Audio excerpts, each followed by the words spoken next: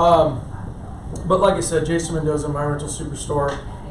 And today's class is going to be about how to build that rental portfolio, okay? Today is the day to ask the questions that you need to ask. There is no judgment, no stupid questions. Don't feel like there's ever anything that you can't ask about this, because it's important.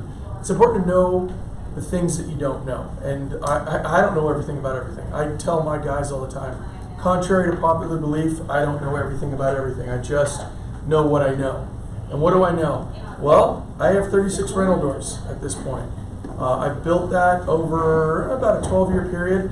I also had 9 before in California. I used to be in mortgage and crashed them all. So if you want to know how to crash a rental portfolio, I can tell you how to do that too. But I think it's better that you understand how to build it from this side and whatnot in the right way, because that's what it all comes down to, because you're going to go through these varying stages of acquisition, growth, etc., etc. I think the biggest thing is that you want to get to a point where you have everything dialed in and you can hold on to it. Okay? Hold on to it and then be able to live it into perpetuity. That's the hardest thing to do for a lot of people, is because there's a million different moving parts with this thing.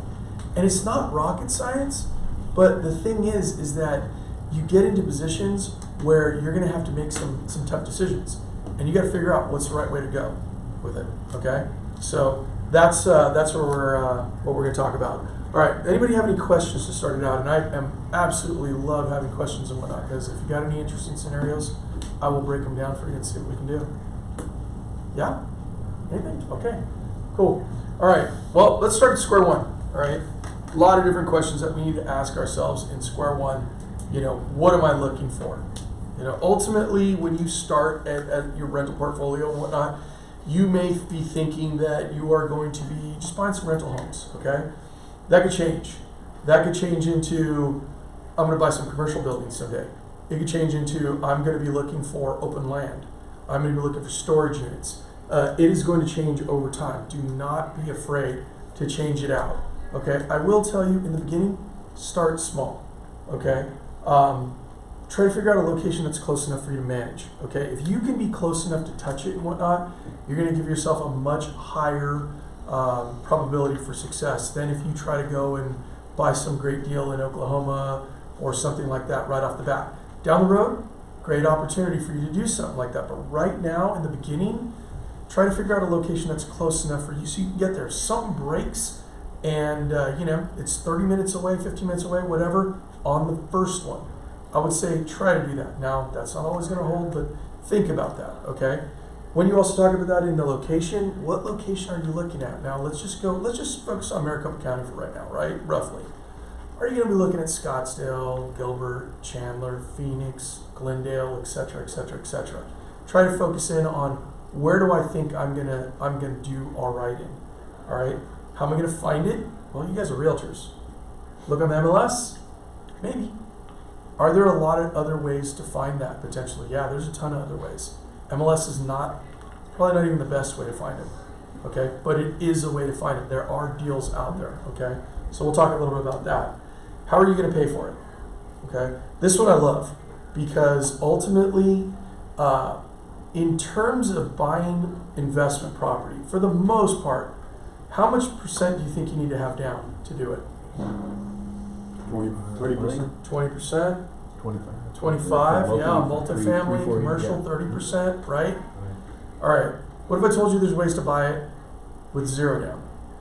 Okay, you're gonna look to see, does that gonna make sense? Now, that doesn't always make sense, but if you can do it that way, I've always thought acquire it with the least amount down as you can if the market or conditions are correct, okay? So what we wanna do is we wanna try to expand, how am I gonna pay for it?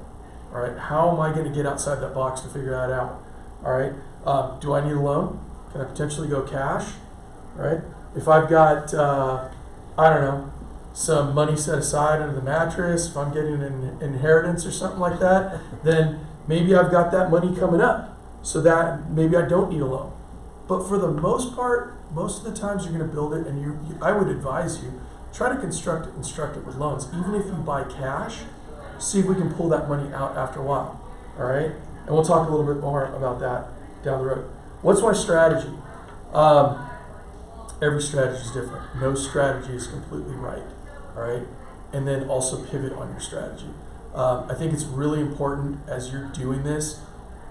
If you just take the time and think it through and run your scenarios as much as you can put yourself into a much better position. So you eliminate that probability of failure.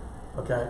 If you go in blind, if you just decide, oh, I want this one because it's in a spot, sometimes you may either overshoot it, you may put yourself in a position to where you could really lose the whole thing. So really think through, what's my strategy? What's my strategy and what's my goal for a year, for 3 years, for 5 years, for 10 years and everything like that. And it changes. It's okay to write it down. Write it down. This is what I want to do. And then revise it. Constantly revise it. Okay? Can I manage it myself? The answer, yes, you can. I'm a property manager, so I'd love to have your business, but I'm telling you, yes, you can manage it yourself. Is that the smartest thing to do? No. When you start thinking about your time component and everything like that, like I got 8 units in Tucson, right? I don't ever go to Tucson. I do only to see it maybe once a year. I pay a guy to do that. I professionally do that, and I don't do that. Okay? So you can, up to a point, okay? And it's like anything. If, let's say per se, you are ordering food, right? If you are making $12 an hour, $10 an hour, does it make sense for you to go DoorDash? No. DoorDash marks the price up. It's not a good thing for you, right? If you're a multimillionaire, DoorDash all day. Doesn't matter. Because your time's more important. Mm-hmm. So get yourself to the point where your time becomes so important that you're like, I can't manage that. That's a waste of my time. Okay? You'll know. You'll know when you get there. Trust me. I can't tell you where that point is, but you will know when you're like, I'm getting a call on Sunday night. Great. It's Gina calling a band about her AC, telling me that there's like a ghost in there or something. I'm not kidding you. Have had that call before, and you're like, I cannot believe I've got to deal with this right now. That point, you'll be like, nope, the property manager, you deal with it. You deal with that stuff. So that way, my time component is no longer eaten up by that. Okay? Most important thing, do the numbers work out? All right? We go through it and whatnot, and please, I have breakdown scenarios for you and whatnot, but the most important thing you can do is look at the numbers. All right? This is not an emotional investment strategy and not an emotional game. If it is for you, then you need to remove yourself. All right? Please take that out. But the numbers have to make sense. And the numbers change, they morph, they can be positive, they can be negative. Everybody's strategy is different, but the most important thing you can do is run the scenario, look through it, go, is this going to make sense for me? Okay? And then, am I going to do this solo, or do I need a partner? Okay? A lot of times, as rental investors, let's call ourselves new investors, because you're all new investors. You're in this class right now, welcome. You're now an investor. We don't think about partnerships and things like that, or we hear a scenario or a story about bad partnerships, okay? That doesn't hold for every single time, okay? Sometimes my wife, God bless her, will tell me, hey, I heard this about how we should do with kids, and I'm like, that's great, but every single kid is different, correct? Yeah, they're all different. Every investment's different. Every partner is different. I got one partner right now, and my other partner is like, I don't know how you can stand that guy. I don't know how you could ever work with that guy. And I'm like, I hear you, but I have a different relationship with him. I have a different way that we handle business. I can see it. Does he annoy the hell out of me sometimes? Yes, absolutely. Do we have a different way of getting about it? Yes. So it works for me. It doesn't work for you, so don't invest with him. Same thing he may say that about you, is I can't work with that guy. So figure out who you potentially can work with. And then you can potentially leverage those partners, because what you're going to do is you're going to start in here and you're going to start cultivating, right? You're planting your field and whatnot. You start cultivating your knowledge, all right? And I'm always here to help and be there as free knowledge whenever. I love talking about this stuff. Like and Kelly says it, like I could listen to myself talk like all day, right? But that's the thing, is this is what I do. This is my strategy. This is what's it.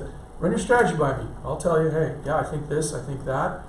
If you can play it out, and you can play it out with somebody like me, Neil over there, whoever, the bottom line is that the more you talk about it, the more confident you are, the more you can start to talk to partners, and the more that you can start to find partners that you can leverage. Because the one thing that you will have, and you already have it as realtors, is your knowledge. That knowledge is worth something. So if you continue to grow your knowledge, grow your tool belt, you become that much more valuable. So now you can go in and go, hey, we're going to do this deal. I need you to put up 100% of the funds. I'll go through and do all this stuff and everything like that, but we'll split the profits 50-50. He's okay with that. Guess what? I just acquired a rental property, 0 down. Okay? So now, how much does it take for you to put down on a property? Sometimes 0. Okay?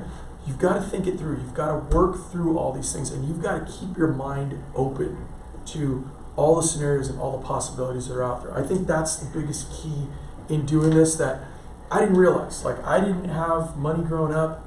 I didn't understand any of this stuff.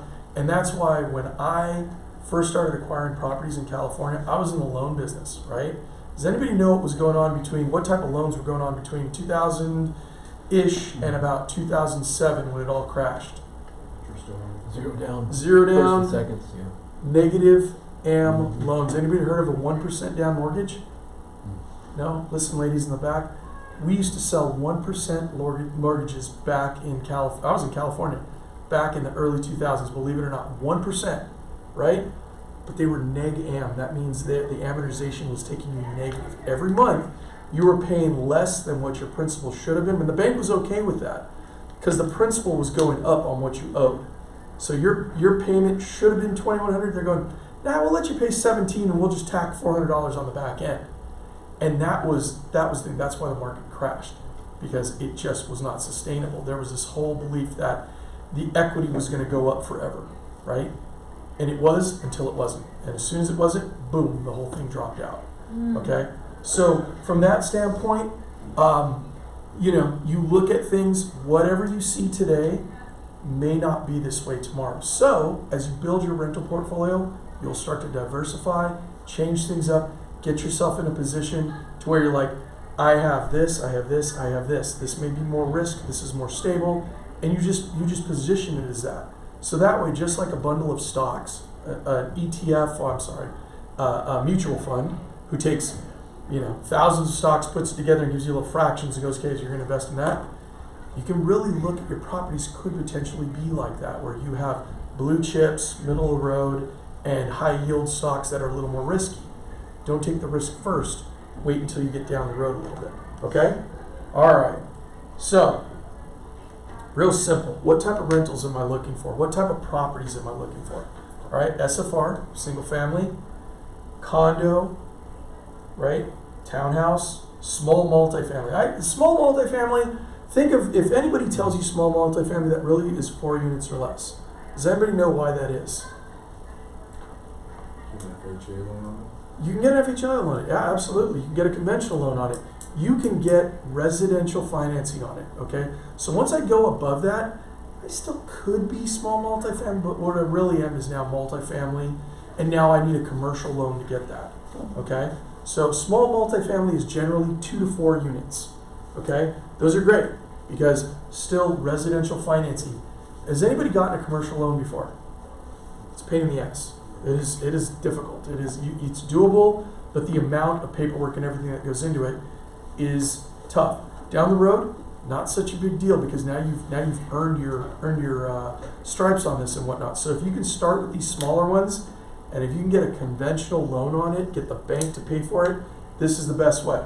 So with that being said, if I own 0 property, what is the best property I could buy first for myself?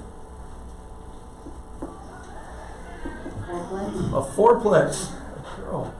4 units, all right? And this is what I did. I'm going to tell you about the biggest mistake I ever made in real estate. In Sacramento in 2002, I bought a duplex. I should have bought a 4-plex. There was a Victorian house that they split in 4. It was $170,000. That thing's probably worth like $3-4 million right now. I would have moved into one, had the other 3 rented out. I was just dumb. I didn't know any better. So I bought the duplex, didn't even move into it and whatnot. Sold it 4 years later for a $200,000 profit. However, I had to go through one eviction. It was a nightmare, right? Had I bought the Victorian, it was in a much better spot. I just didn't understand that if I move into it, I have 3 other people that are paying my rent, FHA loan. So, didn't work out and whatnot. So after I moved down to Arizona, 2008, went to work at Chase Bank, was kind of toiling for a while. Then I got back into real estate, and then the opportunity came up again. First property I bought, fourplex in Glendale. I still have it, all 2-bedroom, 1 baths. But if you don't own anything and you can stomach it, you can go into and buy a fourplex, a triplex, a duplex, move into one of the units. You have the 2 other renters paying, or 3 other renters paying your mortgage, and you've greatly reduced down the amount of risk that you have on a monthly basis to go live there. You got to put in about a year there.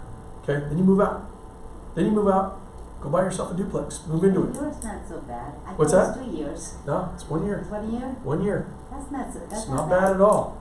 Now, again, you got to be able to go into any part of town potentially. Like I'm almost 6 foot and 200 pounds, so it doesn't scare me. I'm from California, so just think about it. But it doesn't have to be that. There can actually be in different parts of town where it could be relatively safe. There are Tempe, things like that. You got to keep your eyes open. So not every fourplex is going to be 1.5 million, 2.5 million like they are in South Scottsdale. You might find them in Tempe where they're 700,000. You got to run the numbers on it. See if it will work. And if you can make the numbers work to like let's say for instance you buy one for 700 grand, right? Let's say the rents are 1,500. That's 4,500 to your mortgage. If you only have another, let's say 1,500 to cover, that potentially is a big win for you. Okay? So look at the numbers, because those other 3 people, they're paying that mortgage down for a while. If you're in a situation where you got it at a good price and got some appreciation, shoot, you might be refinancing in a couple of years, putting it in a better position, moving out, and now you're leveraged properly to let that building pay itself down. Okay? So again, not every single one is going to work, but if you can do that, again, you buy that fourplex, then you move on, you could potentially pick up another one. You pick up a triplex now. The way banks always look at it is, are you improving your situation? So you can't buy a single family home palace in Scottsdale and then go, I'm going to move into that fourplex in Glendale. The loan underwriter's like, no, you're not. That's not going to work. Can you go the opposite way on it? Absolutely. So that's how you start to scale up with 0 or 3.5% down. If you got a VA, 0 money down. I had a partner. We partnered up on a triplex. I still own it in Central Phoenix with a pool. He was like, I want to buy this. I'll move in there. I was like, well, I'll pay for the closing costs and everything if you do that. He's like, done. So he moved in there. We teamed up on it. 5 years later, I bought him out. He said, you want to buy me out right now? I was like, how much? Gave me the price. I'm like, done. And I, at that point, we had already refinanced. It was out of VA. But it's things like that. You may run into people who potentially have that going on. Or let's say junior graduates from college and now is on his way, and the first thing you do is go, son, you're going to buy that fourplex. You're moving in, or the junior ed. Ladies, it could be your daughter. You're going to move in there. I'm going to give you the money, and we're going to buy that, and we're going to move forward with that. And I'm going to teach you what I know. So you always have potential on that, right? Good. I'm glad you got that in your head, because that's the thing. That's what this is about. Is time, yes, you have time, but you also need to have your mind thinking like that instead of like linearly thinking, buy, sell, get my commissions and whatnot. All these other things are available to you. And this is why I just met with a guy this morning who's a financial advisor, and we're going through and we're talking and this, that, and the other. And at the end, I'm like, I have a hard time. And he's all, well, why? And I was like, because I'm a real estate agent. I'm a real estate broker. I own a management company. I was like, so what do you think I do? He's all, rentals? I'm like, how do I invest in your stock market? I was like, I can diversify in these different ways, and I can do this and that and the other. I was like, but the majority of it is, I'm going to be honest with you, it's hard for me to bet on somebody else in their area of expertise when I can bet on myself. So that's why I do this. And all these things and whatnot, believe me, these are things that investors other people that I've worked with and whatnot that have just passed the knowledge on, and you're just trying to expand. Okay? So there's your fourplex, triplex, etc. If anybody wants to talk about that plan, we can definitely expand on that down the road and whatnot, because that would be actually that was part of the plan that I did, and that is a phenomenal way to just start to grow it. Okay? But again, different types of rentals here. You got apartments, retail, commercial, industrial, hotels potentially. You know, when you look at all these things, I would say this: just make sure that's not the first one. This guy wants me to get in a hotel with him in somewhere up in, like, I want to say Jerome or something like that. I'm like, no, man, that's not my space. It's not a bad idea, perhaps, but I'm like, not for me, man. I don't want to do that. That doesn't work for me. But I told him, just run the numbers, make sure it makes sense, and if that's what you want to do. And this is why I don't do Airbnb, and I'm not arguing against Airbnb. Airbnb can be fantastic, but I told him it's bad enough that I have to deal with calls on Sundays about, you know, somebody's AC not going out. When it's that type of space, a hotel, it's immediate. It's now or otherwise they want their money back. So in that manner, you just have to be prepared to have your system in place to be able to do something like that. Okay? If it is your space, God bless you. That can absolutely work potentially, whether that's hotel or Airbnb. But just make sure you plan it out. Think about that. And with those guys that generally get in that space, I'm like, it's great that you have some Airbnbs. Consider a couple things, like Scottsdale, a little oversaturated right now. Down the road, rules and whatnot can change. So why not have a couple of long-term rentals that are steady, easy, single-family houses that work out well for you, so you have those in your back pocket and go, hey, I know that's going to be steady. It just helps you sleep a little easier. If you have too much leverage, if you're dealing with too much of it on a monthly basis, that headache can get really big really fast, and it can turn you into a person that you shouldn't be. Someone who's just emotionally all over the place with it. You get really angry at people and this and that. It's just business. It's just business. You just got to know, how do I compartmentalize and put everything in their place? It's nice to have a couple that are just nice and easy. Real simple tenants, real simple thing to run. All right? Midterm rentals, basically your 3 to 6 month, and then lease options. That's another thing you could potentially get in. I was talking to somebody the other day, and they were, I don't remember exactly the percentage, but a lot of times that lease option that gets bought by that potential buyer from you never executes. So, in the right manner, if let's say I got a house and I'm renting it for $2,100, right? Somebody comes and goes, hey, I want to take a lease option. Okay, cool, we'll negotiate the price and whatnot. However, you're going to pay me $2,500, so $400 will go to your down payment every month, right? There's a pretty significant percentage that person will never execute that option. What did you just do? Added $400 to your bottom line. So it's not the worst thing in the world to be on the other side of that and go, hey, I've got a strike price here, everything's good. You take a little bit of risk in whether the house will go up or down, but at the same time, keep that in mind. A lot of times people don't execute on that, and what they've just done is handed you more money, because if they don't follow through and buy, that money forfeits back to you, the owner. Okay? So another thing to consider. Subleasing, again, not your first time out, but maybe. Like for instance, my buddies Nick and Zach run Home Tellier, their Airbnb company, right? They're renting a house out from somebody else, going, listen, I'm going to give you the premium. Your regular long-term rent would be $3,000. I'm going to pay you $3,500 on it, but I'm going to sublease it basically from you and have the option to run Airbnb. They're going to collect all the differential. They're taking the risk, right? But the landlord is going, I'm going to get a higher rate, and I got zero risk, or zero additional risk, because they're going to be doing all of that portion. They've got their insurance and this, that, and the other. So in certain instances, subleasing can be okay depending on how it's written. All right. You may also allow your tenant to do that, but it's got to make sense for you. All right. You always look at it going like, if I'm going to let them sublease a portion out, is it something that is going to be beneficial to me? Like, let's say it's individual rooms and whatnot. Maybe as a landlord, like, all right, fine, I'll let you sublease this out, but I want a little extra portion here. I need a little $50 an extra, $100 a month for me. Okay, so again, potentially something you can do with taking those subleasing and whatnot. All right, so those are different ways. And then as you go down the road, business use is really great because, like, let's say you guys have gone through and 20 years later you've got all this rental property and whatnot, and you're buying commercial and this, that, and the other, and you're like, I want a couple of those nice little, convenient and stable places, and you end up buying an anchor property or a property in a multi-use commercial, and they've got a couple of anchor buildings. Chick-fil-A, let's say, Fry's, they're going to be there for a long time. That's automatic. And when you own a commercial, they'll do a thing called triple net, meaning they're paying for everything. Repairs, everything. So you're like, and it's a done deal.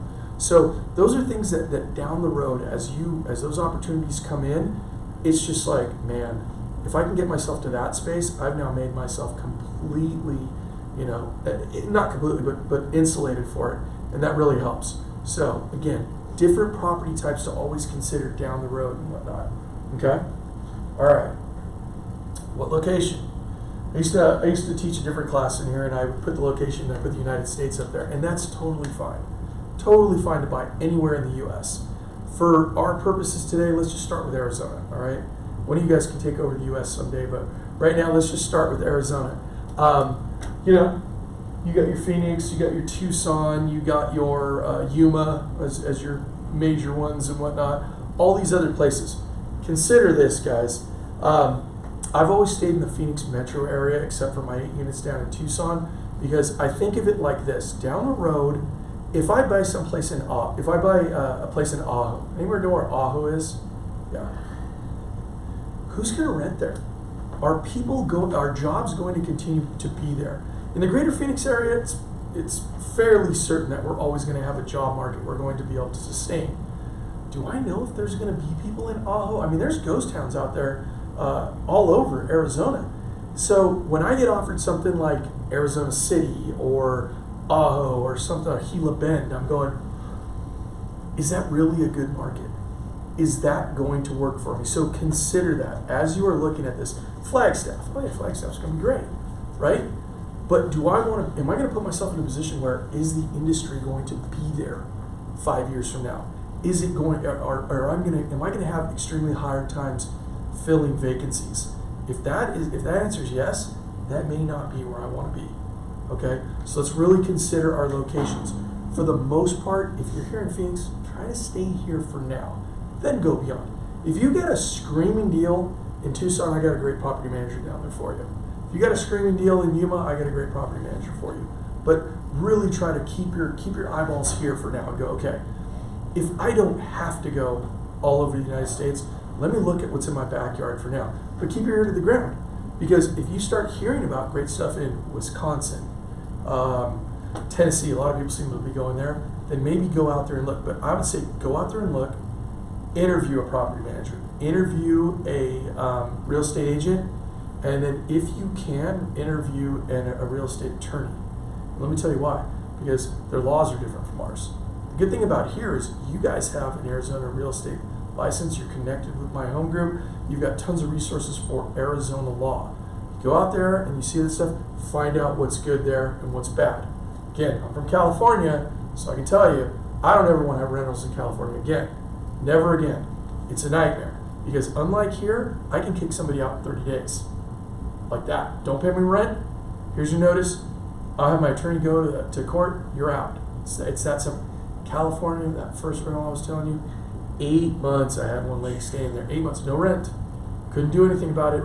Kept trying, nope, nothing. Just waiting and waiting and waiting. Attorney, this was 2004 when this happened. It was thousands of dollars. Finally got her out, didn't recover a penny. Oh, keep this in your back pocket. If it ever happens that you have to kick somebody out, you're better off you might even be better off to go, here, I'll give you $500 to get out, than to have to evict and try to collect. Because your collections, if you're lucky and you're splitting this with a collection agent, most likely will be 5% of what they owe you. Okay? And if that makes you angry, you have every right to be. But don't let it be. because it doesn't matter. It's irrelevant. It's irrelevant. It sucks. It's a sunk cost. Write it off on your taxes. Move on. There was a real smart man that I met when I first got my license in Arizona, John Bowden. I don't even know if he's alive anymore because he was like 78 at the time. But he told me this. He's all, hey son, don't waste your time with that. He's all, it's speed is all that matters. Get it back from them, clean the thing out, get a new renter in there.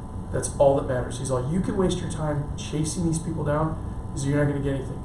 You know, old saying, you can't squeeze blood out of a turnip. Okay, deadbeats are deadbeats. Just you can attach the collection to them. You know, you can throw the veiled empty thread at them. You can whatever. But once a judgment, you get that judgment, the judge is like, good luck. We're not a collection agency. Goodbye. And then it's up to you to go collect. So you send them a collection agency. Some of these people, they don't care. They have nothing to lose, so they're gone. Don't get caught up in that. All right, I'll tell you again and again. It's not an emotional game. It's a get it done, move on. Get a new renter in there and move on. Okay, and it will happen. It happens to all of us.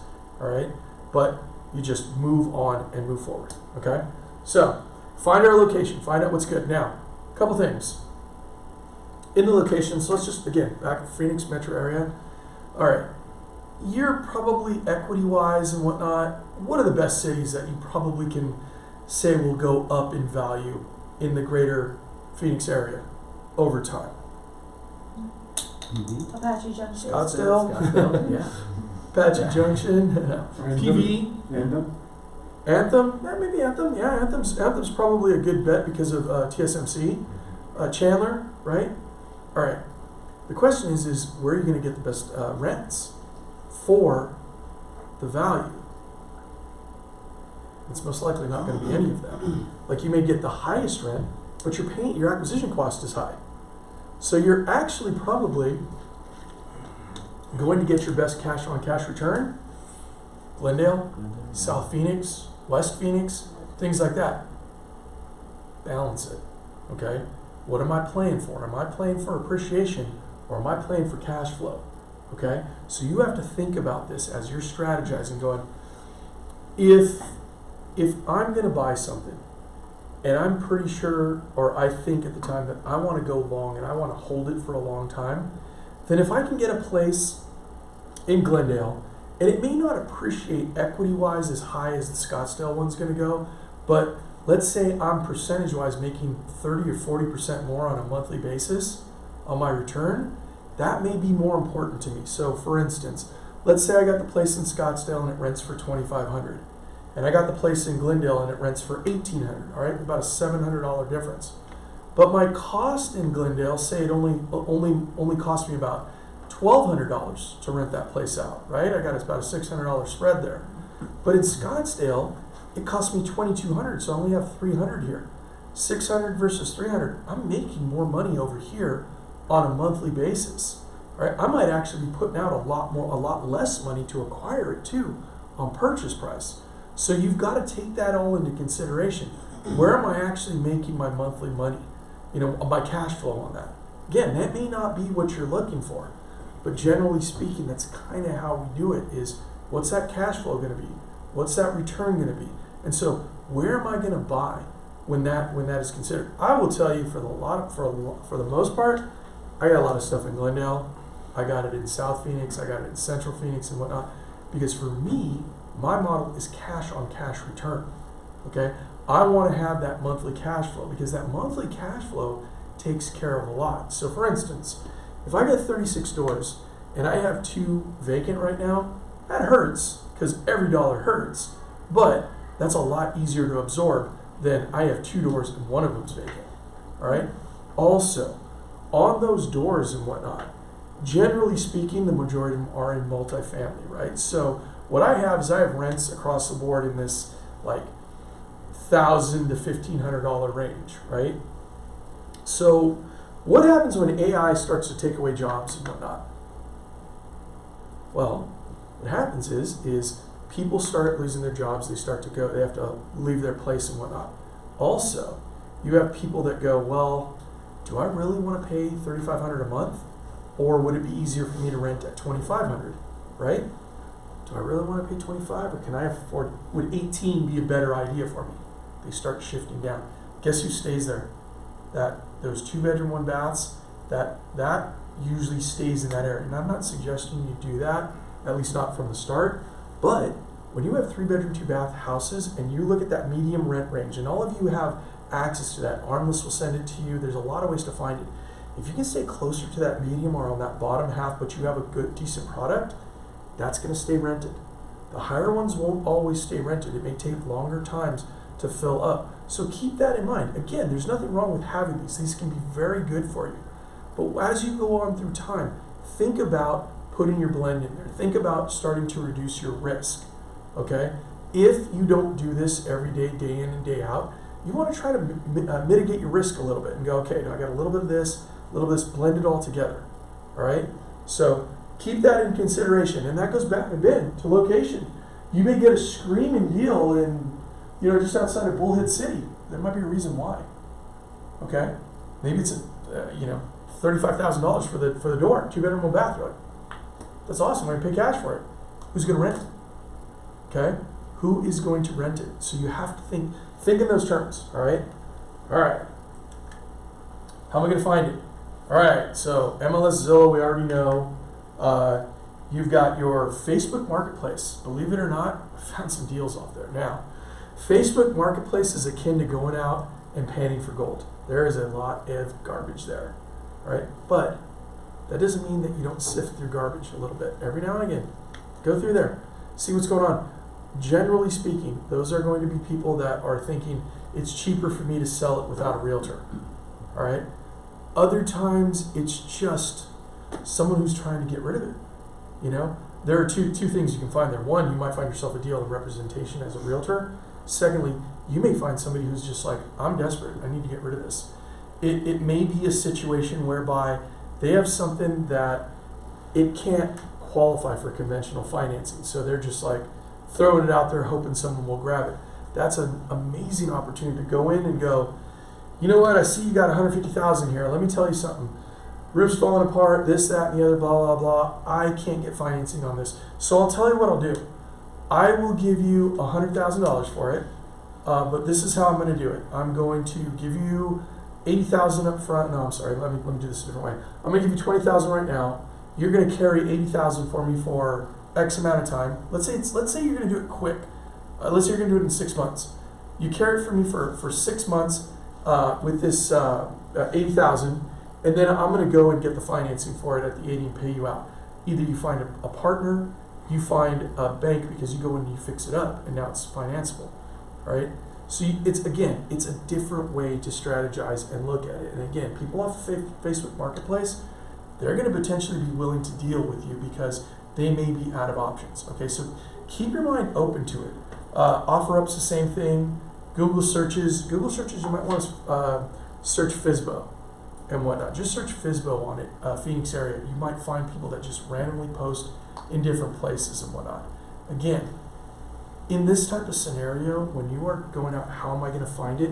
You need to keep all of your options open because again, MLS is not going to be the only way for you to find it. There are literally tons of ways out there to do it. Craigslist, another one, really not great, but we found them off Craigslist. Now, another way, and probably the better way, wholesalers. All right, do any of you know any wholesalers? Yeah? All right, expand your list of wholesalers. They're not the only ones. Be careful of daisy chaining too. See if you can find them direct. Does not hurt to have conversations with them. A lot of it is garbage. I'll be honest right now. I mean, the guys upstairs, Justin and I forget his name right now. Anyway, there's guys upstairs that do it and whatnot. And they'll throw deals by me all the time. I look at it, I'm like, no, man, that's not gonna work. Every now and again, they got a great one. All right, it doesn't hurt. Have the conversation. It doesn't cost you anything. Check in with them. All right. Another one. This one's great too. If you go for it. Tell me a little more about wholesaler. Who are they and how do I find them? Yeah, actually, you can Google search wholesalers Arizona, and you will start to find some of the names on there. Keegley is one. They're part of this brokerage. Those guys are called Ethos. Let's see. There's like AZ Prime. There's a bunch of different names. So they get properties from where? They will actually go and knock on doors, and they will tie them up with owners and do that. They will get them from the auctions. They get them from all over the place, right? And then they have their markup. Their markup can be anywhere from 3 to 10, 15, 20,000 on there. Don't ever take their first offer. They tell you, hey, I got a property, it's 200,000. They're like, look at it, come back and go, I'll give you 180. See what happens. They may tell you, no, it's a firm 200. Fine. Does not hurt. You're not gonna hurt their feelings. Those guys have alligator skin. They get people telling them to go screw themselves daily. So do not ever do that. And then if they try to push you into stuff, always push it. No, inspection period 5 days. No, I need 10 days inspection period. Oh, you need to close in 5 days. How about I give you 20 days? Always ask. Does not hurt to ask. Always bargain, because they're always bargaining. They're always bargaining. They go, and what they essentially do, you guys are going to see this on the MLS too, so be wary of that. They will take a property, they will tie it up. What tie it up means they put it under contract. And they go, I got a contract that allows me to assign it to whoever, but I get it at this price. So let's say they take it from you at 175. That's the price they have. They're marketing it at 225, 230. Maybe it's only 200. So there's generally always some extra spread in there. Do not be afraid to go, you know what? I don't like that. I want it at 190. You'd be surprised how many times they'll come back and go, all right, 190. Let's get it done. So we've been taking listings from the MLS and they taking it out, getting on the contract. yeah, And then they're all selling Yep. the MLS listings. 100%. It makes no sense to me how agents don't, like I don't take any of my clients, I don't take any offer that is not direct buyer. Totally like, get I it. sign that to let my Yep. clients know, like if it's an offer, an assignment or any of that stuff, doesn't go. But they are doing that with listings in the MLS, Totally. literally. Totally. But keep this in mind. Sometimes it makes sense, and sometimes it can still make sense for you. So while I hear as an agent, I hate that shit. That pisses me off when they do that, right? So I don't, But look, as a buyer, I don't care, because the only thing I care about is the color of your dress, green. Everything else doesn't matter. Can I make money on it? Does it make sense for me? If it does, maybe we got a deal. If it doesn't, I'm out, right? And a lot of it, trust me, right now, a lot of it's like, no, man, I'm out on that. That's just garbage. And they will try to convince you. Don't be convinced. Go do your comps, come back and go, I'll buy it from you at this, all right? Do your comps to make sure you know what you're looking at and whatnot. But they do have some good stuff. You also mentioned auction. Is that a good place to buy? So you can go to auction.com and you can try to do it there. But remember, if you buy at the auction or you buy for somebody that does the auction, you gotta have the cash to do it. Right? You better be ready to close in 24 hours. Right? So you go down there, you win the bid. They'll tell you beforehand, hey, you got to have X amount in a cashier's check or whatnot. In California, they used to make us show up to the auction, and you would have different increments in your cashier's checks ready to go. And so it'd be like 50,000, 100,000, 20,000, 1,000. They were like, bring your cashier's checks and sign them over right now. They don't do that in Arizona. Generally speaking, it's like you put in your bid, you pay whatever, and then you go and you better bring your cash tomorrow, and that's it, right? So the auction is always, they do them at the court steps and whatnot. Tiffany and Bosco does them. You can find out where they're at. I would suggest you go check it out and see how it is. I always bought them, but I paid a guy. Like there was a guy that he would buy them at the auction all the time, and it was less time for me to just go. He would buy them and then go, hey, I got this. His market was always $3,000. I got it for X, and I'd look at it and go, yeah, no, whatever. But I didn't have to go through the auction and do that. It was already purchased. Here's another thing about the auction. If you go down there and whatnot, what you're buying is what you're buying. So there's no inspection period. If you get the list, and you can find the lists of pre-foreclosure and everything else. There's people that do it, the title companies. You got to go and you got to do your drive-by, and you may not be able to get in the picture in the property. So it may be sight unseen. I do not suggest this the first time out. When you get a little bit under your feet and whatnot, if you get some investors together, then maybe, but not the first time out. Because let's say you go and buy it, right, and you don't have a chance to inspect, whatever's in there, you get stuck with. Okay, so if let's say it has cast iron pipes and it's collapsing, too bad. So again, do your due diligence on it and whatnot. At a certain point, it may not matter. It may be such a screaming deal. Let's say you got a house and it's like $250,000, and you know that $50,000 to fix up, it's worth $650. That may be worth it, even if you've got to replace some plumbing and whatnot, but not the first time out. Take your time on it and make sure. All right, hard money lenders, I wanted to talk about that as well. All right, get to know some hard money lenders, Capital One Fund, there's tons of them out there, all right? These guys are great because give them a call, just check in with them maybe once a month, once every other month. Hey, have you taken anything back? You'll be surprised how many times they've foreclosed and they have one back. And all they want is, can you pay the down and take it over from here? Okay? There's so many amateur flippers out there. So many people that I've watched flip this house, DIY this, that, and the other, and they're out there. And guess what? They don't have the money to do it. They can't figure it out. They can't solve it, and they lose it. And the hard money lenders don't care. They're just like, pay me or we're going to foreclosure.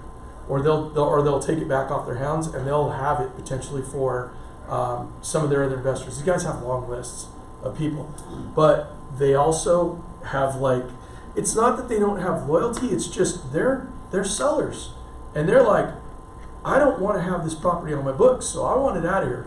So what you do is you call them every now and again. Hey, have you taken anything back? Yeah, I got this back over here right now. Go look at it and tell me if you want it. This is my price. That is a great way to stumble onto something, because at some point some investors saw something there. Better yet, some investors saw something, started doing the fix-up, and they stopped. They ran out of money, so they couldn't make their payment. Well, guess what? Half the fix-up's already done. For the most part, the wholesaler's like, this was the price. I just want to get going. Yeah.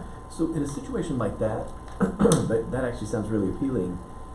If that buyer got a hard money loan to do it, does the hard money loan being part of the process kind of validate that purchase and after repair value and those kinds of things? Is that does that give you a layer of confidence if you see that? 100%. Okay, yeah. Because hard money lenders, these guys are no joke. Yeah, that's what I was going to say. They don't screw around. Yeah.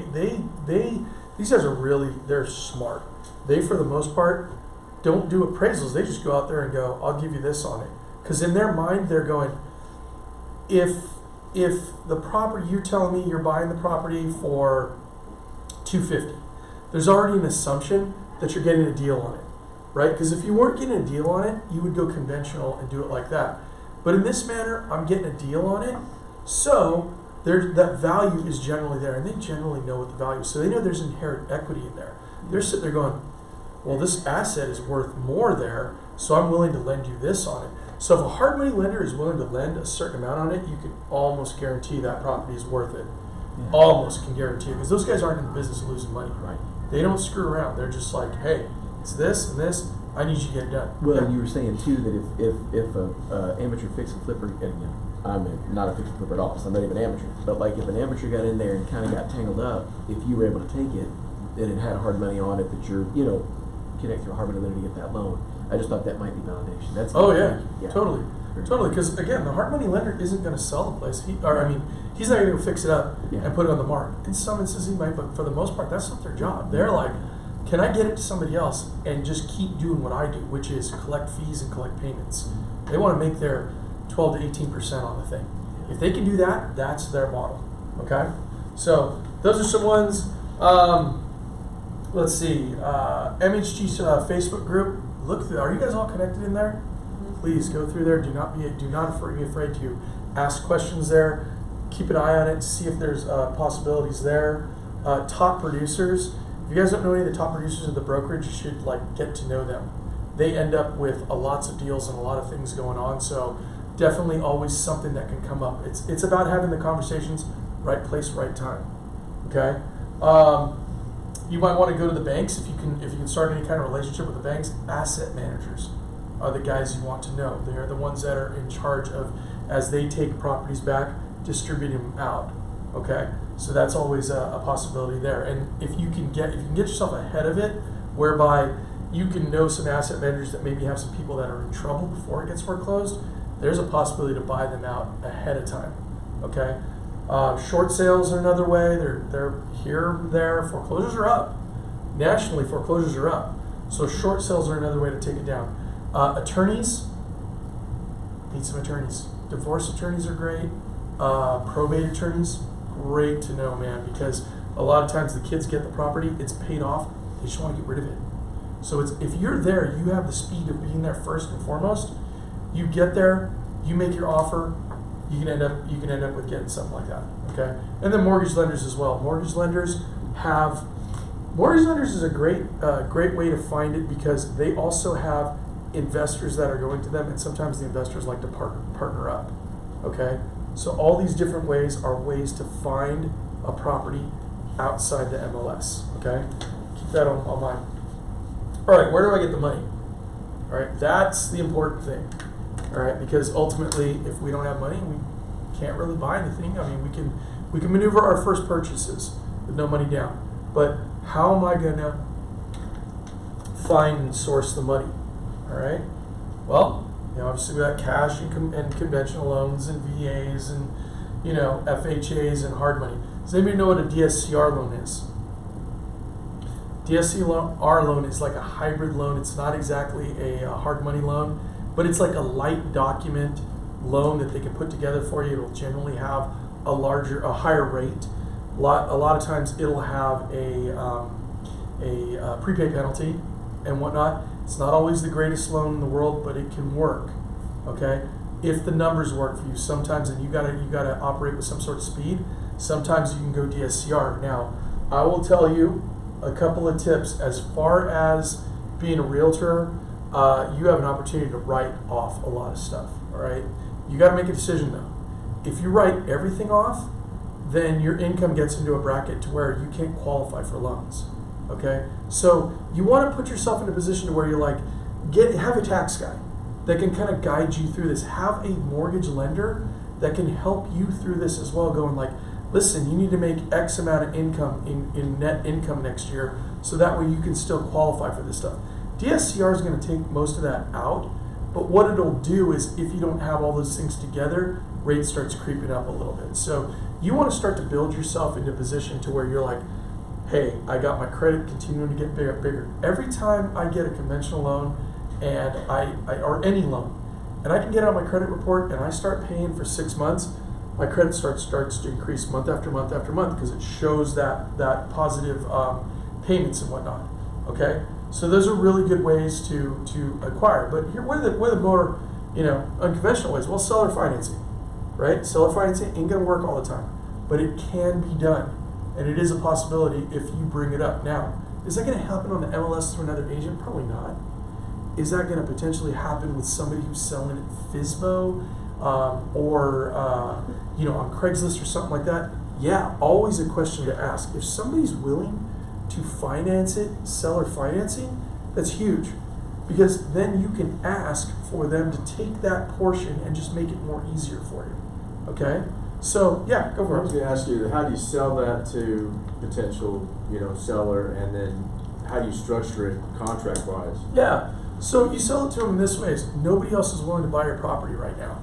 So listen, you want to sell your property for $300,000, okay? Nobody's going to give you $300,000. I mean, you've had it out there. Nobody's had it, right? So how about this? I'll give you the $300,000, but I want you to carry this back. I want you to finance 250 of it for me at 5% for 3 years. Okay, win for you, and you're going to get some cash up front.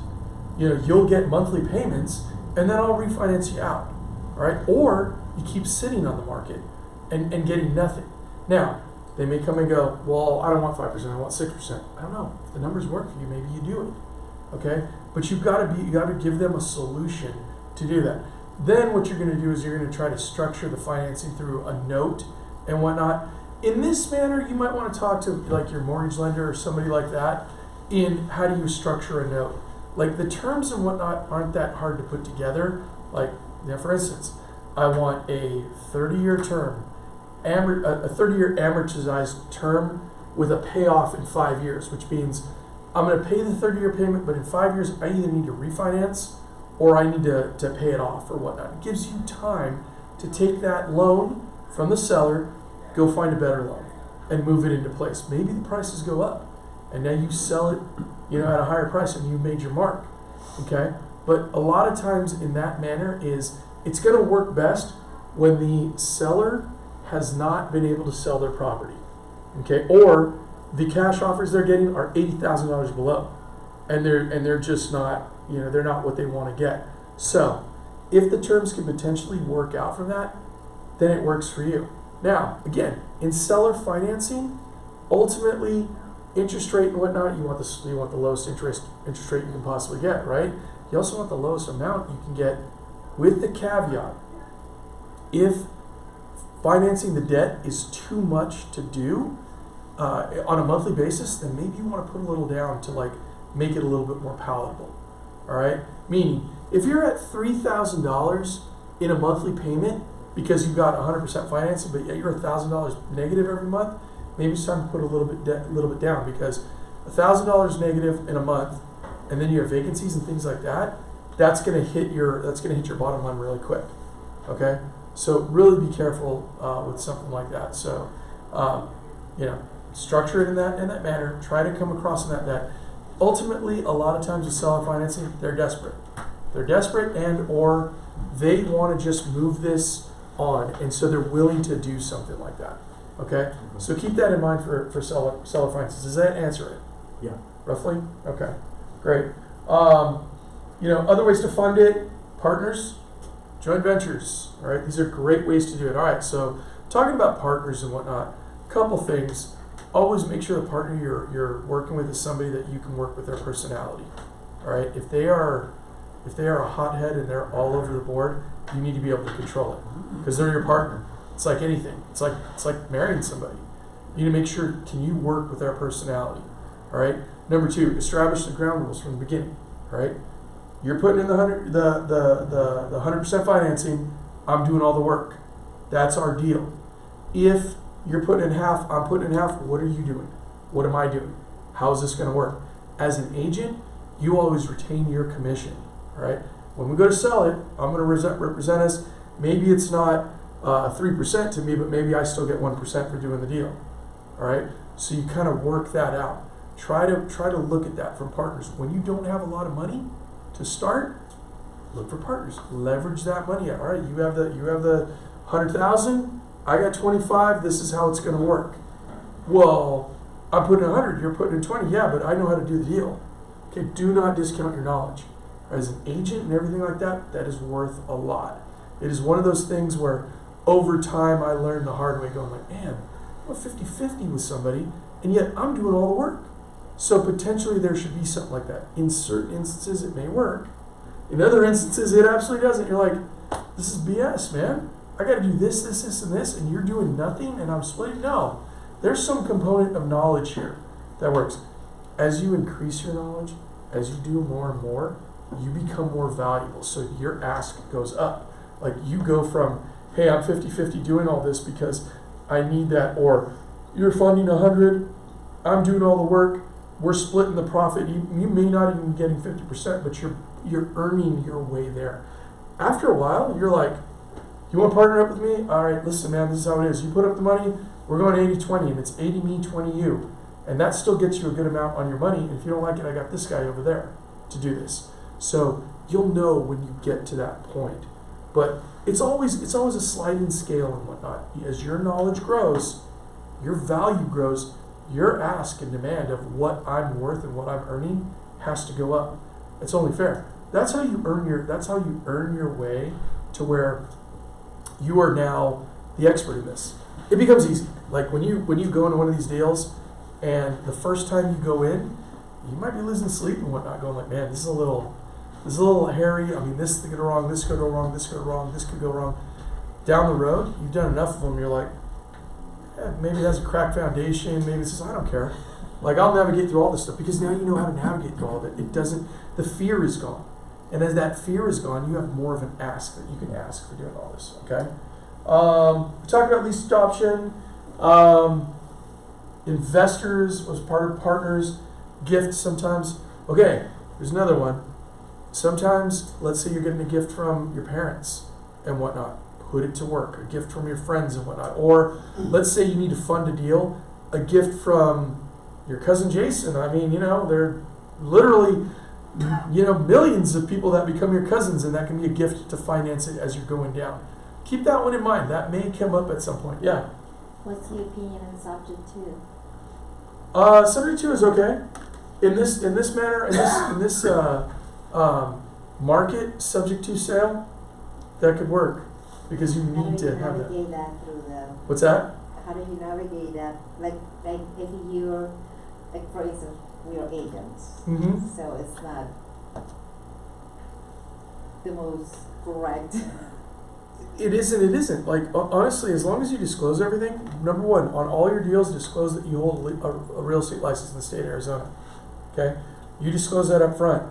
Then, if you have a subject to and whatnot, yeah, it can work. It can absolutely work. It's all in how you write your paperwork. It's all in how you structure the language and whatnot. If you cover everything, then you'll be fine. Okay, but right now, subject to kind of can work because the market's not great.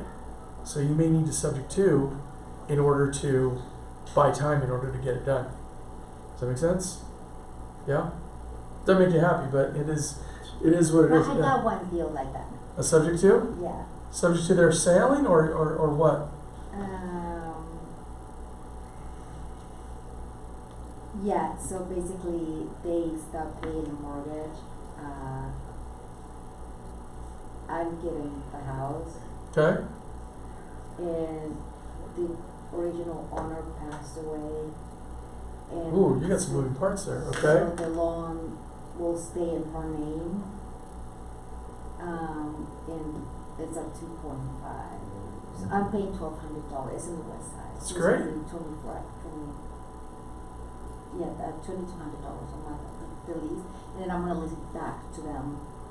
So I'm paying them, whatever I'm paying them, the structure that I did was, because they were selling it anyways to anybody, but Yeah. nobody was giving them money. Yeah. So I came and I told them, I will give you this much money, but I'm gonna give you, I gave them 3,000, and then I cut, because I gave them, 7,000. So I get 4,000, because I'm gonna release the place back to them. So I get 4,000, those 4,000 will be given to them when they move out of the property. I give them 3,000 ahead. Mm-hmm. And right now, they pay, I already got that deal, so right now they pay. So what's the problem? Well, how do you navigate that with life? Because I don't have it on my name because I'm a realtor and it's scares the heck. As a real estate license, I don't know exactly. So you have a how- partner on it then? Huh? You have a partner? I brought someone who would say has worked on that. Like Form an LLC and get an attorney. That's what I would tell you to do. But right now it's in my ex-husband's name. Just because. Form an LLC. Have him form an LLC and have some opportunity to buy into the LLC. That's the key. Is if you can do that, form the LLC, and then you have like a sale agreement on the LLC. Then you can buy in at a certain point after they're out and everything like that. Okay. You got a lot of structure in there. That's definitely potentially have a real estate attorney on that one. Okay. Yeah. Yeah. For the type of like loans that you can qualify for, it Mhm. would be what you qualify now, like if you're getting your own personal home. No, I mean you can do this for investment too and whatnot. Like for FHA and VA are only for personal. Conventional you can get investment in it and whatnot. Okay, so like if I do want to like do what you're talking about right now, it's conventional that you recommend instead of FHA or VA. No, I mean if you can go VA, if you qualify VA, I would do VA absolutely. But if But not, then conventional. VA is only owner occupied and you got to be a vet, right? Yeah. FHA is only owner occupied, right? 3.5% down. Conventional you can do as low as 5% down, but that's for owner occupied. So then beyond that, you've got to start thinking, how am I going to finance it? Because for a conventional loan beyond that, you'll need 20% down for a single family, 25 for multifamily. Okay, but if you do what strategy that I was talking about, then yeah, I would move in there FHA. That's what I did. Move in for a year, then buy the next one. Just keep going like that. Yeah. Yeah, I had somebody talk to me about equity trust and use IRA money. Yeah. Is that something? Yeah, you can borrow against your IRA or your 401k to put money down. I believe it has to be for an owner-occupied house, though. You could use self-directed IRA. You too, can I do would self-direct. say. Now, self-directed is a I completely don't know different if thing. that's Oh, self-directed. I've heard the term. I Now, if don't- you go I don't know. self-directed, there's a place up here called Vantage, and what they'll do is they'll self-direct your money into a self-directed account, which if you can get checkbook writing ability on that, I have one of these. You now can take control of it under LLC. Now, here's the important thing. It can't be owner-occupied. So it has to be investment property, and you cannot partner with anybody that's linear with you. So no, Yeah. can't partner with family. Okay, anybody that's it has to be arm's length away. So like I could partner with you guys, he could partner with you guys, but you can't partner with your mom, your dad, or anybody like that because you break the veil. But those guys up there, if anybody wants to learn about that, just look up Vantage. I think it's called Vantage IRA, and those guys have classes on it. They'll tell you exactly how to redirect that money. Now, that stuff is qualified money, so that means you can't touch it until you're 59 and a half. Okay? The money that you grow in there, it's tax deferred. Not tax free, but tax deferred. So you're not taxed on it right now. So it won't affect your income if you're flipping houses and whatnot in there inside your self-directed IRA. So that's another possible way to make some stuff happen. Now, again, if you want to go against your regular IRA or your 401k, they will let you borrow money so that way you can buy an owner-occupied house and then you can pay yourself back, really. So that's only owner occupied. Those are owner-occupied. Yeah, but self-directed, you can do it. That is absolutely a way to do it. All right. So that's different ways that we can finance and get things funded. All right. Real quick on qualifying for a loan. Credit score, a big thing, income, debt, tax returns. Everybody understand that and whatnot, okay? These are important things to know, and I'll make this presentation available to you guys because this is really important to know how to qualify. So that way, even with your clients, you understand, what they're going to need and whatnot, be able to talk to them about that. But basically, credit score, income, how much debt do you have, tax returns, make sure you're filing your taxes. And again, if you're writing everything off, you're not going to qualify. You have to show some sort of income. So really, you guys need to get a good CPA or tax professional that can kind of help you with that. And also a loan officer that you can help you navigate through some of these things. All right. Let's see. How much cash do you have for your down payment and your closing costs? Oh, this is a big one too. If no one's ever gone through this and whatnot, it's real important that as you're looking through financing deals and everything like that, you always consider it. What are my closing costs going to be? Just make sure that we're always looking at it. It's not just your down payment. So, with that being said, when you finally let's say you get to the point where you're like, hey, look, I'm in a point where I've got a lot of cash and I'm going to put 20% down and get this deal, all right?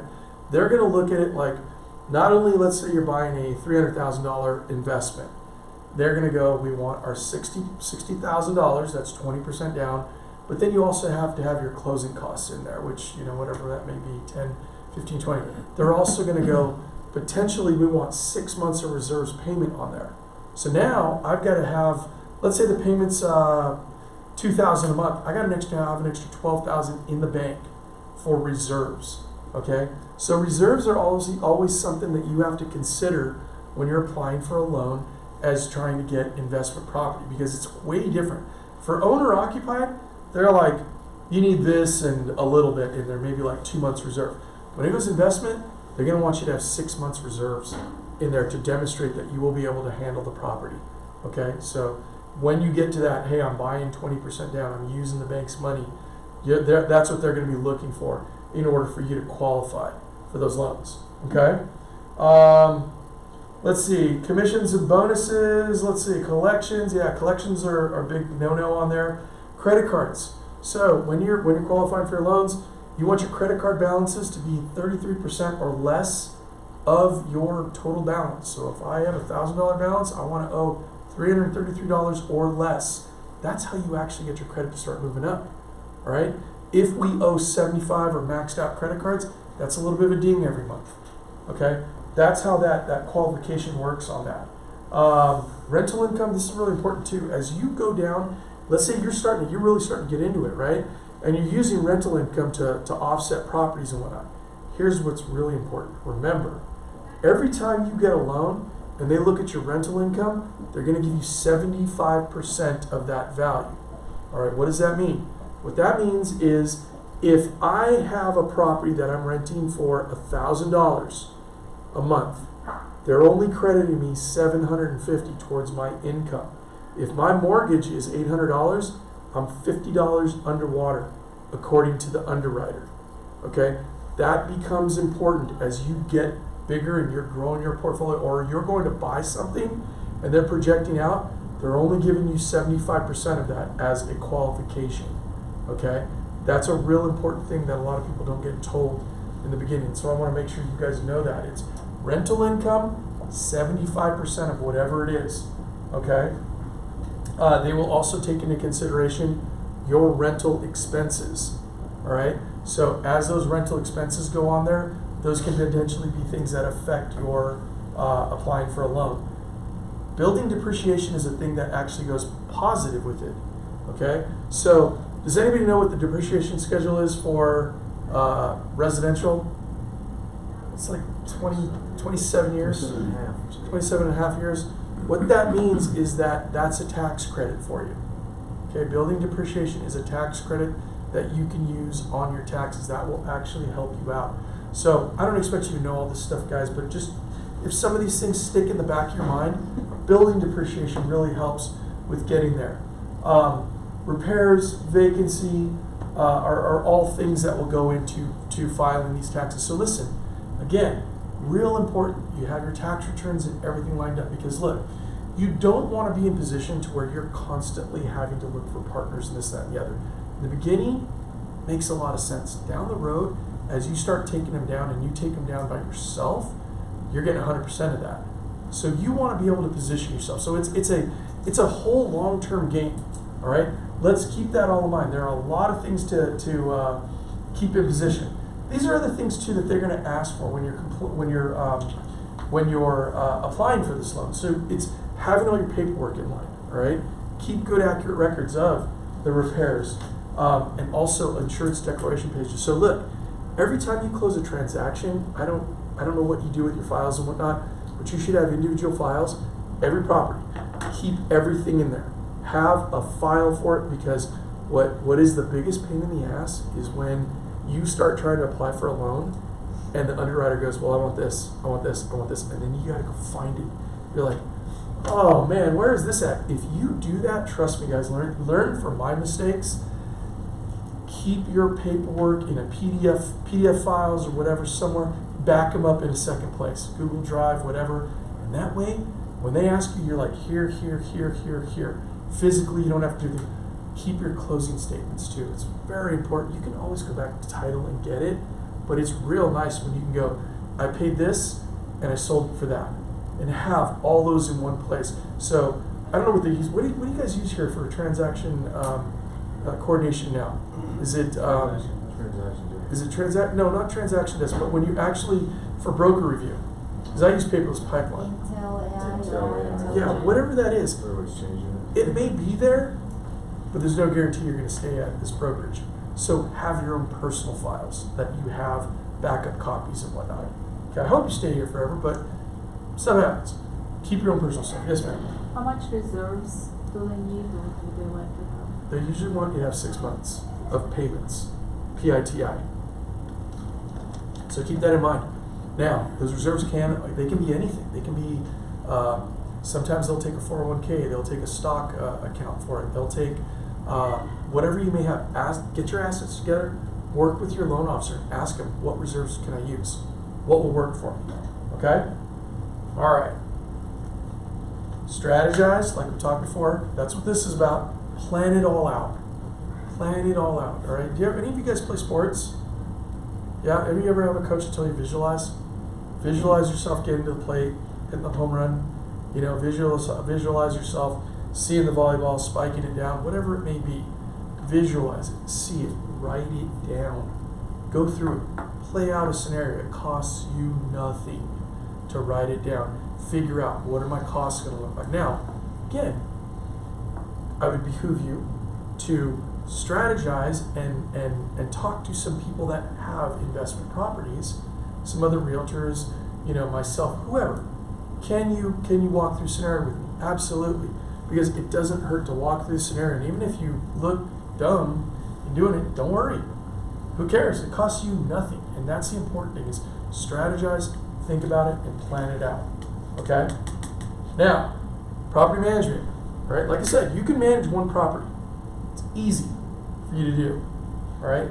You just have to be able to deal with all this stuff. All right? That's what we do and whatnot. But your biggest thing is your rent collection. How are you going to do that? Your leasing out, marketing your vacancies. How are all these things going to look?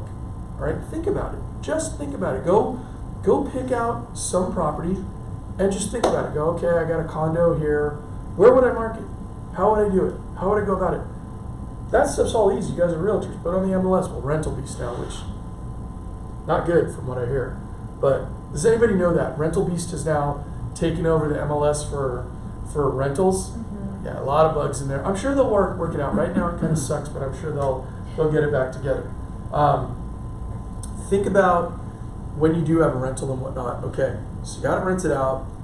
The worst thing you can do is, you're renting for me, you're paying me, and I'm putting it in my personal bank account. Nope, don't do that. All right, you're commingling it. You'll be fine, but you're not fine because what you need to do is you need to have your bookkeeping together.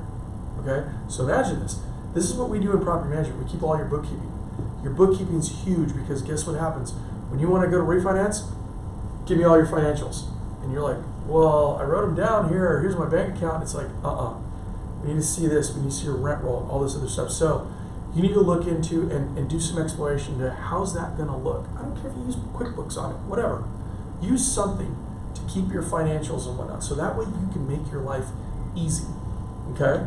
But that's a huge part. These are all the things that go into it. Maintenance and repairs, all right? If you're going to manage your own property, you need to have your guys ready to go, all right? If you're calling George Brazil, you're buying stuff at Home Depot, Lowe's, and stuff like that, guess what? You're losing money, okay? There's a cheaper way to do it. There's a cheaper and more efficient way to do it. That's what we have and whatnot. So, I don't have any domination over all this knowledge and whatnot. You guys just need to put in some time and do a little work. Like they're literally, building supplier wholesalers that are out there that you can go to and you will get a better price. Like I go to Windows Depot to get my doors and my windows. Why? They're a lot cheaper than Home Depot and Lowe's. I have access to them, so we go and use it. So again, do a little bit of time and doing your homework going, okay, who's going to be my vendor? Where am I going to find a plumber? All right, first thing I would do if I'm looking for a plumber, if I'm you guys, ask in the mastermind in Facebook, hey, who has a plumber? Call the plumber. Do a little bit of investigation there. Get a handyman. You need a plumber, you need a handyman, you need an electrician. All right, that just starts it. You need a roofer, you need a landscaper, all these guys. So you start to build this list. You need to have a list ready to go if you're going to self-manage. If not, pay somebody like me, take it all off your plate. And down the road, it becomes imperative that you do this because you ultimately need to have somebody do this. Now, ultimately, too, late notices and stuff like that, you learn your laws. So you need to read the Landlord-Tenant Act in the state of Arizona. Get to know how that works. Spend some time sifting through there. All right. Call and ask. I will tell you. These are the steps for eviction. These are the steps that you need to do for giving people notice and whatnot. Because these are all things that you need to be prepared to do. The worst thing that happens to some of my owners is they get there and they're like, what do I do here? It's like, did you send out the notice? Well, I emailed it to them. I'm like, that doesn't constitute actual notification. Did you mail it? Yeah, that still doesn't constitute notification. You need to either go hand deliver it or send it out certified mail. Those are the only two things that are going to actually hold up in court. My attorney will tell you, go back and do it. Then we can start there. So all these things, they cost you time, okay? All these little missteps cost you time. So this is the great time to go, this is how I'm going to strategize, this is what I'm going to do, this is what it takes to manage my own property. Inspections, you need to do them annually on your own properties. Get over there, do them annually, okay? Give a 48-hour notice, get in and do it. find out what services you're going to include. So if you have multifamily, you may be including water. That's kind of customary, water, garbage, and sewer. But you're never paying for power. They pay for power. Okay? So it's have the discussion. Come call me, talk to other friends. Have the discussion. Go, these are all the things that I need to plan out for property management. Because again, you can manage one, manage two. You want to get yourself to the point where you're like, I can no longer afford to do this because it is wasting too much of my time. I'm not a property manager. I can pay them a lot less to do this, and my time is better spent looking for new clients, looking for deals, right? So that's what we need to consider with property management. All right, life cycle. This one I love talking about, and I'll be relatively brief on it, but I wanted to make sure that this was up here and it had this beautiful little thing that I pulled off the internet. But ultimately, these are really your stages, I believe, as an investor. Number one, survive. Okay, you have to survive your first property. All right, and what do I mean? It means, for the most part, let's say you buy that 0 down or 3% down, 5% down. It's most likely not going to be a home run. Meaning, you are not going to retire off that one. Okay, what you are going to do is you're going to build a foundation. All right, you may only be $200 to $300 a month positive on that. All right, so what does that mean in annual terms? At $2,000 a month times 12, my best case scenario is I'm probably about $2,400 a month positive on that property. Okay, it's nothing to write home about, nothing to be ashamed of. That's your start. Okay, now $2,400. What does that mean in real terms? Well, one vacancy, guess what? It's gone. All right, one big repair, gone. Multiple repairs, gone. Okay, you could have these things happen. It's okay. It's all right. You gotta roll the dice. You gotta start somewhere. All right, it's $2,400 more than you would have had. All right, you're also gaining something. Remember, the renter is paying that mortgage down. So let's say your principal on that is monthly $250. $250 times 12, that's $3,000 that you don't see that you actually are gaining. Okay, so there is some additional gain there, but you got to survive. All right, survival also takes having all the stuff on the last slide, being ready to manage it and whatnot, being prepared for vacancy, and then having reserves. Right, you need to have a stack of reserves. So do not go all in on the first property and not have something to go. You either need to have even a credit card can be that at first. That's fine. Not the way that I would prefer to do it, but hell, I've done that before, where I'm like, I'm thin on this one, so I have a credit card to back me up. It's okay. Nothing wrong with that. Survive it. Get through that one. Because here's the deal. Think about this, guys. If that's your first deal, let's say your second deal mirrors it, right? Well, here's the thing. Now you've gone from $200 a month positive to $400 a month positive. And the likelihood that everything's going to go wrong on both properties all at once is very unlikely. So you're kind of hedging your bets and you're making that step forward. Theoretically speaking, you're also increasing rents. So now the property that was $200, maybe it's $250 or even $300. So now I've made another step. Now maybe I'm more like $500 a month positive, which is $6,000 a year, which is a lot more palatable than before. Okay, so as I scale up, these numbers start to change, and that's where I say you strive. You strive to make that next move. All right, you strive to make that next move where you add in another property like that, or you're looking at something that's a little bigger and better. Maybe you've now found somebody and said, hey, let's partner up on this deal. This is $1,000 a month positive, and my output is low. We get it now. Now I've got 1,000 as a team. But here's the nice thing about having a partner: you can split everything. So if you're $1,000 a month positive on it, that's $12,000 a year. That gives you a lot more money to potentially sustain anything that comes up, right? Now you also start pulling. Maybe you're pulling money aside and building this next one. Listen, the rental portfolio doesn't have to build overnight, right? Depending on how the market is, it could take years, and it theoretically will take years. Don't worry about that. That's okay. It will take time. There are going to be. It's like you ever see that growth curve? It goes like this, and then it shoots up. You should usually see that on the 401k. That's how it actually works. It's going to be a period of time where you're looking, finding deals, you're cobbling it together. If you are starting to put money back in your pocket, in reserves and profits. Now guess what happened? Now you got another bucket to pull from. Now you get another one. It starts to go faster and faster. One of the things that I did was, as I bought a lot of my portfolio, and again, timing has a lot to do with it, but when you get opportunities to refinance, get a better rate, and then eventually better terms, you are able to reduce down that time that it takes to pay it off, right? The whole thing and the whole strategy that I've always employed is, I want to be paying these mortgages off with my renter's money. I don't want to use any of my own money. So, if I can get myself into a position, and this is actually a really nice one, is, let's say you have this first property and you bought it for $200,000, and you're $300 a month positive on it, right? If you start throwing $100 towards the mortgage, as long as you don't put yourself in a bad position, you start chipping away at that principal. It starts to escalate how quickly it can do. Now, $100 is $100 today. Where are mortgages going to be, or where are rents going to be 10 years from now? Theoretically, they're going to be a lot more. The mortgage will be relatively the same. So you start paying it down. You start paying it off quicker, okay?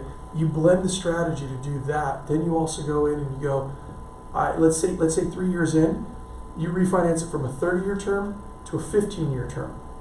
You just knock 13 years off the term.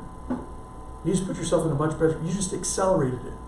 So you do that again and again and again. All of a sudden, these properties start paying themselves down quicker and quicker and quicker. And as you get yourself in position, you start to acquire more and more. And now you're thriving. You're thriving through all this stuff. You're just adding, building, right? Then eventually you want to protect it. So, we're at 1:30 right now, so I'm just going to go a little bit longer, but here's the deal. You want to start to, as you build all these properties, you start building out LLCs. Protect it here, protect it there, have your trust. Structure all that with your real estate attorney. It's not always going to be something that's viable right off the beginning, but down the road, you want to put yourself into and protect yourself. Have yourself, slightly better insurances. Maybe you have a blanket and whatnot. I would not take all those extra expenses on in the beginning, because you got to survive.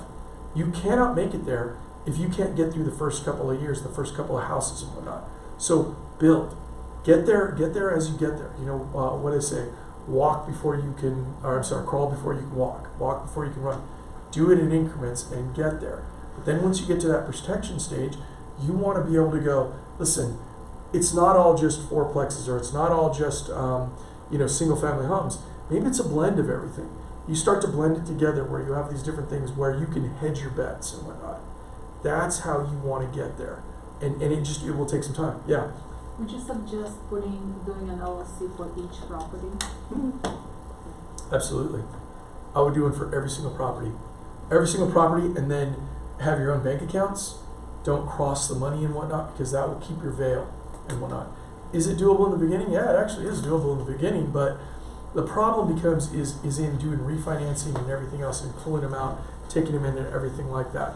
There are a lot of different things that you have to consider in the beginning, but down the road, if you can put every single property into an LLC, keep them completely separate and insulated, that'll put you in a much better position to potentially not get sued or whatnot. All right? That's 1:30, guys. I'm done, but go for it. Okay, so we choose a property we want, and then from there, we apply for a loan. There's no assistance in regards to when you have to put 3% down, 20% down, or there is? There's assistance and whatnot, but it's for owner occupied. So if you can find it and you can do owner occupied, shoot, they've got literally things that will help you to acquire it in that manner. Okay. But Okay. if you don't want to occupy it for whatever reason, then you would have to put your own money down. You're gonna probably have to put 20% down. Okay. Keep that in your mind. You're gonna probably have to put 20% down in order to get a conventional loan. Yeah. Do you partner up with people will you hold my hand if I find something? I got a fourplex that's not too far from me that I kind of had my eye on. It's on the market. It's on the MLS, but it's in an area that's growing. It's good. If it's a good enough deal. Okay. Yeah. It has to be a good deal. I won't hold your hand if you're sinking in the mud, but if it's a good deal, yeah, there's always a possibility. And then additionally, I have a lot of partners that will partner up as well. But yeah, if you find one, there's always a possibility. And that's the thing. There are so many people out there that are willing to do it, and they have no idea what to do. I can help you navigate it at least. I can break it down for you and go, okay, these are your problem areas. Okay. Watch for those things. Can I send it to you, or? Yeah, send it to me. What email? myrentalsuperstore@gmail.com. It should be on the back of that. Not here? Okay. Or I don't know if it says the info one on the back. Info at my rental? You guys send it directly to me, myrentalsuperstore@gmail.com. And then once you have that property, any repairs, maintenance, pretty much you have to figure out a way to deal with it with your vendors, or make a deal with them. You gotta pay for it. You gotta Yeah. deal with them though. Okay. Yeah. And so you've got to deal with them, but you also got to make sure that you understand what's actually going on. So like literally, I had a lady tell me my house is flooding, and I'm like, water's coming up from the ground. I'm like, oh my God, that's terrible. Okay, sent my handyman over there. He's all, the water heater busted and it's flowing out from the closet. I'm like, go get her a new water heater and replace it. But that will happen. So if you've never dealt with it before, it's a lot, because your emotions are just like, oh crap, I'm a realtor, I'm gonna get sued, and this, that, and the other. And you got that's where the diagnosis happens, where you've got to go, tell me exactly what the situation is, what is actually happening. And then sometimes you whittle it all down and you're like, okay, you need to go and take your thermostat, pull it off the wall, and put new batteries in there. I've had that happen dozens of times. New batteries, oh man, it's working. Other owners that don't know, they've sent their AC guy out. Their AC guy does the same thing. He's all, thank you, that'll be $150. So you have to be prepared for little things like that come up. And then remember, renters have nothing to lose. They can lie to you. They can say whatever. And a lot of times they do. They like to light the fire like a child. If I scream and cry and everything, you'll jump. And I've had people do that to me, and I'm like, I'll be there in 5 days. What? You need to do this. I'm like, well, Arizona law says that you have a broken cabinet. That is a 5-day repair. Go look it up. I will be there in 5 days. And that's generally when they're being kind of a a-hole to me. Most likely, I'm like, I'll call my handyman and try to get him over there. But I mean, I got one lady I have one studio. Try to stay away from studios, by the way. One studio on the back end of a fourplex for me in my entire portfolio. She calls and complains more than probably my entire portfolio. It's the person that has that place that will always be your biggest pain in the you-know-what. And you've got to navigate through it. And I've got to stop her and be like, no, that's not. She was complaining about flooding when it rained real bad this last year and whatnot. And I'm like, water's pooled on there and it's dissipating. Well, there's this, that, and the other. And I was all, I had to literally go to the city of Glendale, look at all their stuff and whatnot, get all the language down and go, this is what it actually says. So be my guest, go to an attorney. But I'm not doing anything on there because I don't have to. But she literally was like, you are doing this and that and the other, and I'm going to sue you and blah, blah, blah. And I'm like, woo. So those are things, but don't hesitate to call. We always can help you navigate through. Cool? Awesome. Thank you. All right. Thank you guys for staying. Kelly, want you guys to Appreciate it. Sign all those. All your culture. As long as your emails You're are the on there, best. I'll You send know. you out a copy of the PowerPoint so you have it. I don't know how many slides are left. There's a couple more slides left on here too. I generally never get through these things, but just on your first property, I will say, if you don't have one, just don't overshoot it. Don't go too negative. Be very careful on it. Put yourself in a good position. Keep building when you go to that